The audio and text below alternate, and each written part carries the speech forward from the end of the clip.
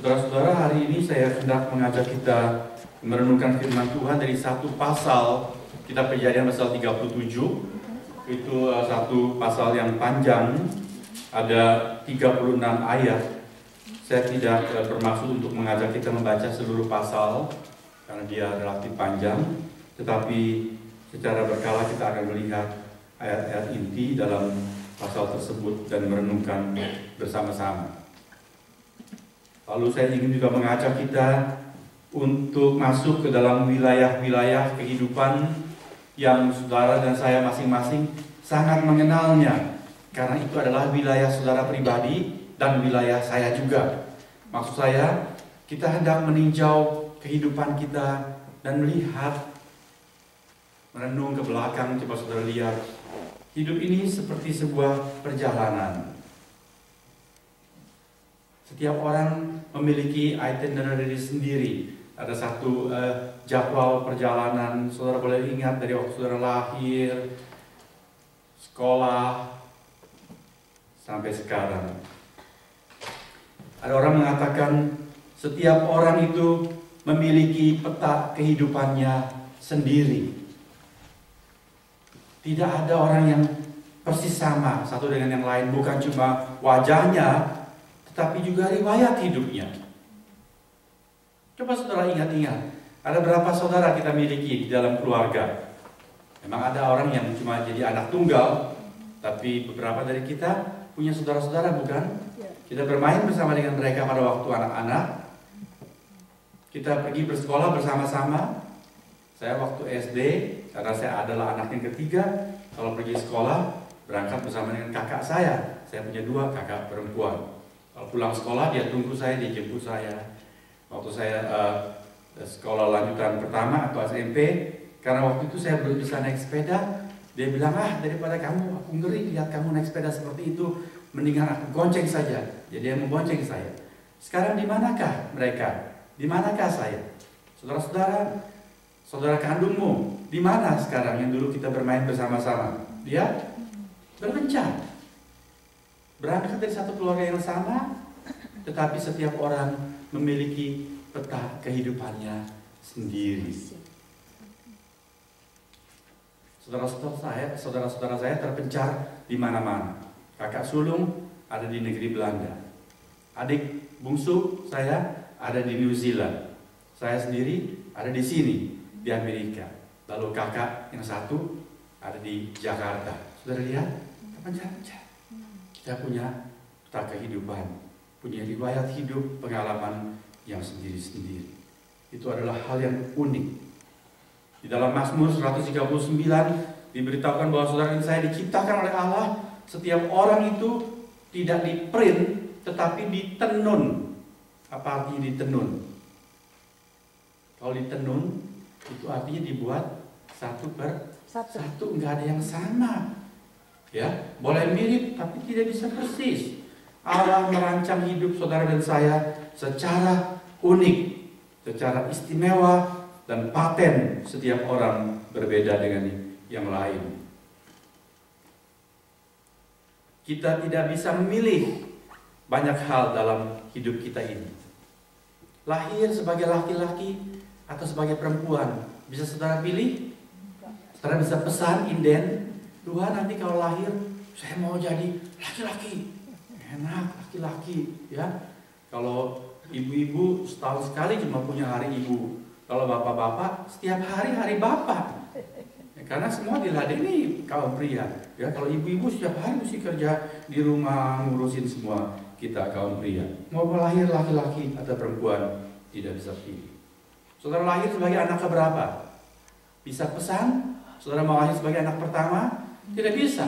Ada orang lahir anak pertama, ada anak lahir kedua. Itu sudah membuat peta kehidupan yang berbeda. Minggu lalu saya mendengar beberapa saudara ngobrol-ngobrol tentang anak-anak yang sakit.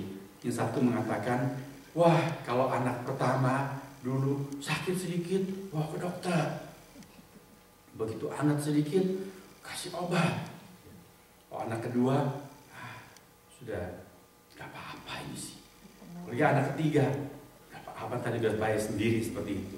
Tapi yang lain mengatakan, oh saya justru waktu anak pertama dulu karena nggak ngerti apa-apa, dia udah sakit pun kita nggak tahu, dibiarkan aja. Sekarang anak yang berikut baru sakit sedikit sudah diperhatikan. Saudara lihat, Anda anak pertama atau anak kesekian, itu membuat peta kehidupan kita sudah berbeda. Dan kita tidak bisa pilih. Saudara dilahirkan ketika ayah ibu saudara baru usia, yang pria baru umur 20-an, yang wanita mungkin baru umur 18. Itu membuat hidupmu unik, peta kehidupan sendiri dibandingkan dengan seorang anak yang dilahirkan ketika papanya sudah umur 51. Seperti Karisa lahir, saya umur 51. Anak lain pada waktu kita lebih muda. Berbeda, saudara-saudara. Pasti berbeda. Maka hidup kita itu, setiap orang adalah istimewa. Hari ini marilah kita melihat Yusuf. Kita mau belajar dari kehidupan Yusuf. Di dalam kitab Kejadian, Yusuf adalah salah seorang yang riwayatnya dicatat sangat teliti. Dan di dalam bagian pasal 37 sampai dengan pasal 50, kecuali satu pasal yaitu pasal 38, maka seluruh yang lain itu adalah pasal-pasal untuk Yusuf. Dan ditulis dengan irama yang sangat lambat. Sebab apa? Sebab Allah hendak mengajar kita secara istimewa dari riwayat Yusuf. Orang ini adalah orang yang istimewa. Di Alkitab ada beberapa anak-anak muda yang dicatat riwayatnya tanpa celah, seakan-akan tidak ada celah dari dia. Tetapi itu tidak banyak, cuma segelintir sedikit sekali. Dan diantaranya adalah Yusuf ini. Dia tidak pernah dicatat hal-hal yang buruk tentang dirinya. Sama seperti Daniel dalam Perjanjian Lama, juga tidak ada catatan apapun tentang Daniel yang tidak positif. Yusuf demikian juga adanya.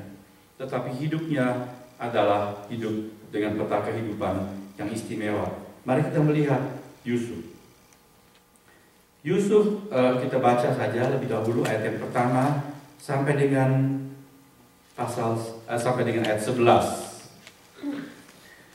Kejadian 37 ayat 1 sampai dengan ayat yang 11. Saya bacakan buat kita sekalian. Adapun Yakub, ia diam di negeri penumpangan ayahnya, yakni di tanah Kanaan. Inilah riwayat keturunan Yakub.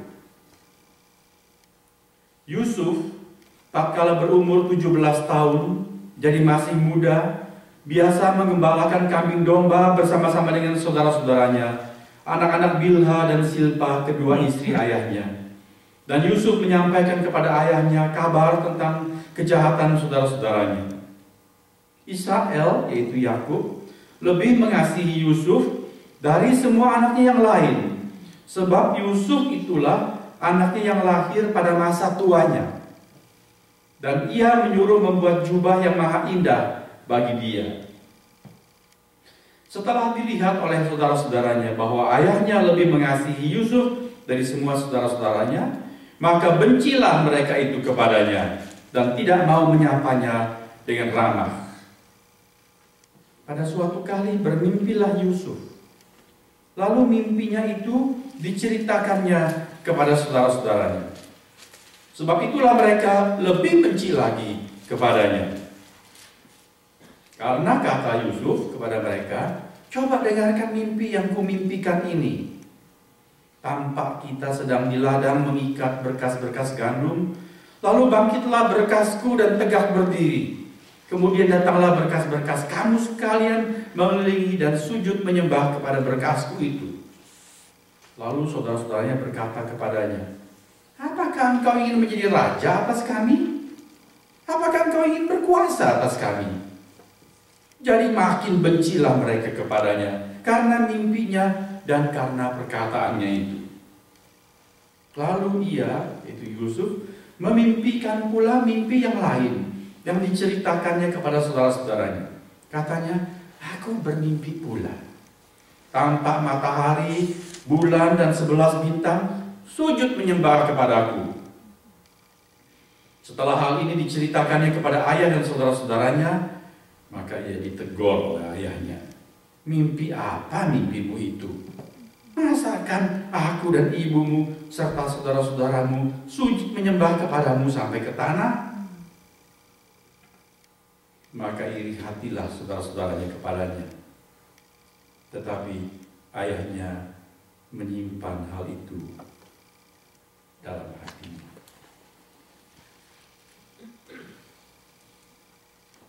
Tadi kita sudah mengerti bahwa hidup ini unik. Saya dan saudara tidak mungkin sama. Bahkan dengan saudara kandung kita pun berbeda. Jalan akhirnya masing-masing memiliki jurusan dan jalur tempuh yang berbeda. Kita lihat Yusuf. Dia dilahirkan ketika ayahnya berumur berapa? 17 tahun. Ayahnya berumur 17 tahun. Saudara tahu ketika Yakub menipu Ishak untuk merampas hak kesulungan Esau, itu Yakub umur berapa kira-kira? Ternyata kalau kita selidiki, Yakub pada waktu itu sudah umur kira-kira 70 tahun. Jangan kaget, 70 tahun zaman itu tuh muda, saudara-saudara. Sebab mereka hidup sampai 100 tahun lebih. Masih pada waktu itu. Ya. Nanti aku waktu umur 70 dia belum menikah. Waktu dia menikah, kemudian kita tahu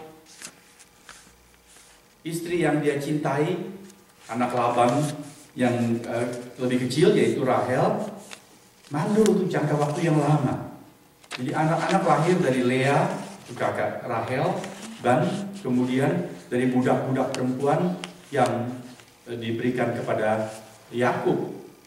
Jadi si Lea kemudian nyodori budak perempuannya. Rahel juga bilang, karena aku nggak punya anak, inilah budak perempuanku. Budak perempuannya yang melahirkan. Dan kemudian sesudah sekian puluh tahun lagi lewat, baru lahir Yusuf dari Rahel. Jadi waktu itu Yakub sudah pasti sudah sangat tua, sudah lebih tua. Betul?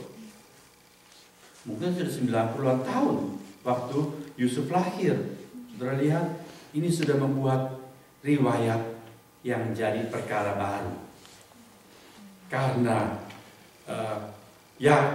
Yusuf lahir dari istri yang sebetulnya paling dicintai oleh Yakub. Tentu si Yusuf pun menjadi anak istimewa. Lebih-lebih sudah ditunggu belasan tahun, puluhan tahun. Ya. Kemudian sesudah itu Rahel masih punya anak satu yang disebut Benyamin, anaknya. Tapi ketika melahirkan Benyamin, Rahel meninggal dunia. Jadi sekarang bagaimana Yakub memandang Yusuf dan Benyamin? Tentu ini dua anak-anak istimewa. Karena Yusuf ditunggu begitu lama, sekarang Rahel juga sudah tidak ada, sudah meninggal dunia. Maka setiap kali melihat Yusuf, lihat Yusuf melenggang berjalan di sana, rasanya terbayang melihat Rahel yang sedang melenggang di sana. Jadi Yusuf itu sangat diistimewakan, jadi anak emas. Jadi saudara lihat, banyak hal dalam kehidupan saudara dan saya terjadi, kita itu tidak bisa minta, tidak bisa tolak juga. Kita juga tidak tahu mengapa terjadi. Seperti Yusuf, dia lahir ketika Yakub sudah lanjut, ayahnya sudah tua. Dia tidak bisa pilih itu. Dan justru karena dia dilahirkan ketika ayahnya sudah lanjut usia, dia menjadi anak emas. Apakah itu permintaan Yusuf? Bukan. Lalu karena dia di anak emas kan, dia diistimewakan. Saudara-saudaranya itu gak pernah dapat kado dari papanya. Yusuf tuh sering dapat bingkisan istimewa. Di zaman itu setiap orang pakai jubah memang. Tapi jubah yang sederhana, jubah kasar dari kain belacu, jubah bertangan pendek, yang polos, yang murahan. Tetapi Yusuf dibuatkan jubah khusus, pesanan buatan seorang ahli, warna-warni, jubah bertangan panjang. Jubah seperti pakaian para bangsawan. Apakah itu Yusuf minta? Tidak. Tapi ini menjadi perkara untuk kehidupan Yusuf, yang dia nggak ngerti kenapa jadi begitu. Betul?